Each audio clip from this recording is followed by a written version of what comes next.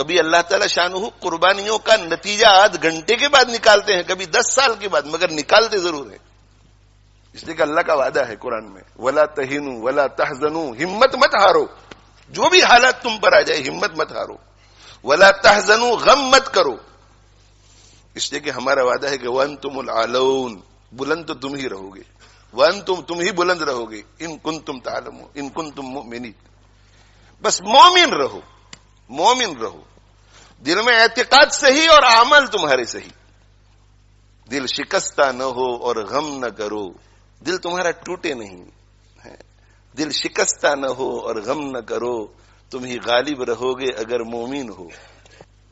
الاسلام یعلو، آپ صلی اللہ علیہ وسلم کا وعدہ ہے کہ اسلام بلند رہے گا۔ هو الذی ارسل رسولہ بالہدی ودین الحق لیظہرہ علی الدین کلہ، وعدہ ہے قرآن کا۔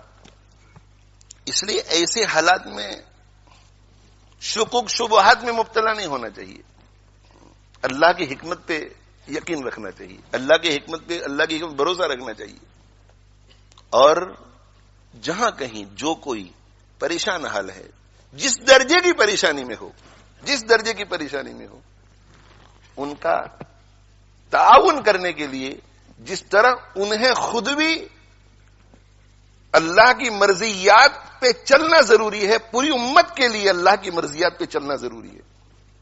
اگر ہم ہمارے ان فلسطینی بھائیوں اور بہنوں اور بچوں جو معصوم ہے، جو انوسنٹ ہے، جن کا کوئی قصور نہیں ہے، ان کو کسی قسم کا بھی فائدہ پہنچانا چاہتے ہیں، فائدہ، اور بہت ہی مؤثر فائدہ، اعلیٰ درجے کا فائدہ، تو میرے بھائیو توبہ کرو اللہ سے، اپنے گناہوں سے توبہ کرو، اور توبہ کر کے عزم کرو کہ آج کے بعد ہم اللہ کے دین پر، اللہ کی مرضی کے مطابق چلیں گے۔ اس سے بڑھ کر دوسرا کوئی مؤثر فائدہ نہیں۔ باقی سارے فوائد اس کے تابع ہیں، یہ قابو میں آیا تو باقی سارے اسباب کام آئیں گے، یہ قابو میں نہیں آیا تو کوئی سبب کام نہیں آئے گا۔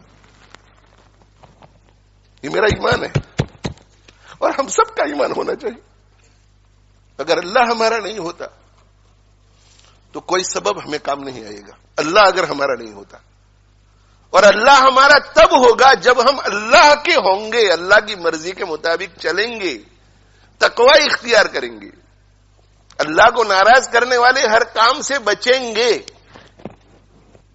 سیاسی تقریریں لوگ بہت کرتے ہیں، سیاسی تبصرے لوگ بہت کرتے ہیں، اور موقع بموقع کرنا بھی چاہیے۔ جو اس فیلڈ کے لوگ ہیں، ہماری فیلڈ یہ نہیں ہے، ہماری یہ فیلڈ ہے، ہماری قرآن کی فیلڈ ہے اور سنت رسول کی فیلڈ ہے صلی اللہ علیہ وسلم۔ آپ ایسا مت سمجھے کہ یہاں لیسٹر میں رہ کر کے اگر ہم تقوی اختیار کریں گے تو ان کو کیا فائدہ ہوگا، وہ آپ چھوڑ دیجئے۔ آپ قرآن اور حدیث پر، اللہ کے فرمان اور رسول اللہ صلی اللہ علیہ وسلم کی ارشاد پر یقین کر کے آنکھ بند کر کے کیجئے، پھر آپ دیکھو کہ اللہ تعالی شانہ اپنی قدرت کا مظاہرہ کیسے فرماتے ہیں۔ اللہ نہیں بدلا ہے، اللہ کا قانون بھی نہیں بدلا ہے، اللہ جیسے پہلے تھا آج بھی ویسا ہی ہے۔ اللہ کی حالت میں، اللہ کی شان میں کوئی فرق نہیں آتا، اللہ کے قانون میں، اللہ کے وعدوں میں کوئی فرق نہیں آتا۔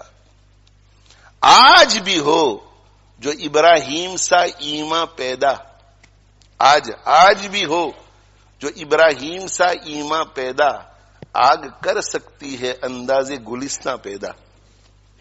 آج بھی اگر ابراہیم علیہ الصلوۃ والسلام جیسا ایمان، ویسا یقین، ویسا بھروسہ اللہ پر، ویسا توکل، ویسا اعتماد ہو، اور ویسا تقوی ہو، ویسا صبر ہو، آج بھی ویسا ذکر ہو، زبانی ذکر بھی ہو، دل بھی جڑا ہوا ہو، آگ کر سکتی ہے انداز گلستاں پیدا، تو آگ باغ بن سکتی ہے آج بھی۔ اسے کہ اللہ کا قانون ایک ہی ہے۔ فضائے بدر پیدا کر، فرشتے تیری نصرت کو اتر سکتے ہیں گردوں میں، قطار اندر قطار اب بھی۔